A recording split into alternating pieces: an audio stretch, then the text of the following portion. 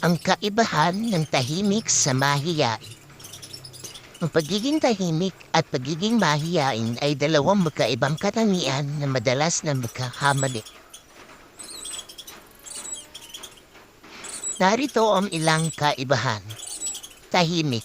Ang mga tahimik na tao ay maaaring maging komportable sa kanilang sarili at hindi nangangailangan na magsalita ng madalas para maipahayag ang kanilang sarili. Sila ay maaaring magpahayag ng kanilang mga ideya at saloobin sa ibang mga paraan tulad ng pagsusulat o iba pang mga sining.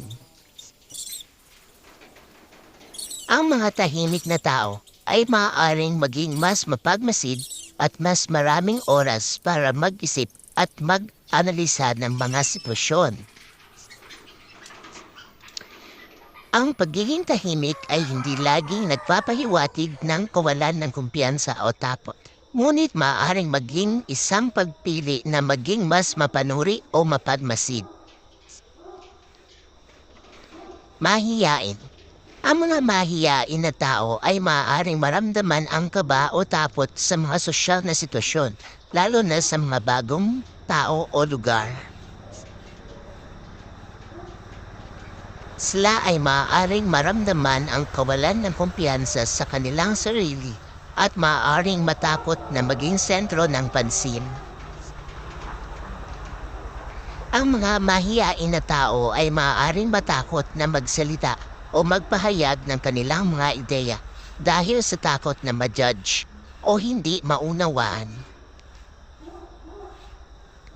Ang pagiging mahiyain ay maaaring maging hadlang sa pakikipag-ugnayan sa iba at maaaring makaapekto sa kalidad ng buhay ng isang tao. Sa madaling salita, ang pagiging tahimik ay maaaring maging isang pagpipiliang estilo ng pakikipag-ugnayan. Samantalang ang pagiging mahiyain ay karaniwang nagpapahiwatig ng isang antas ng kawalan ng kumpiyansa o takot sa pakikipag-ugnayan sa iba.